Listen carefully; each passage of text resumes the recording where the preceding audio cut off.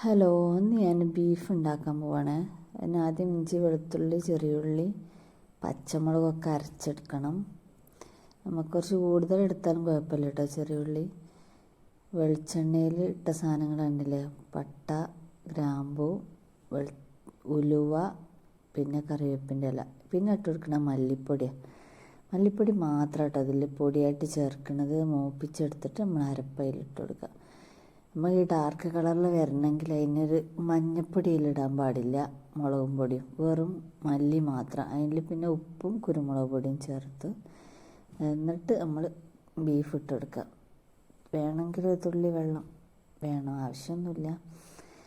വെന്ത് കിട്ടിയപ്പോൾ കണ്ടില്ല കളറ് വെന്നത്. ഇനി ഇതൊന്നുകൂടി ജസ്റ്റ് തൂമിക്കുകയാണ്. വെളുത്തുള്ളിയും ചെറിയുള്ളിയും കറിവേപ്പിൻ്റെ ഇലയും മല്ലിയിലയും കൂടി ഇട്ടെടുത്തപ്പോഴേ അടിപൊളി, നല്ല ടേസ്റ്റ്.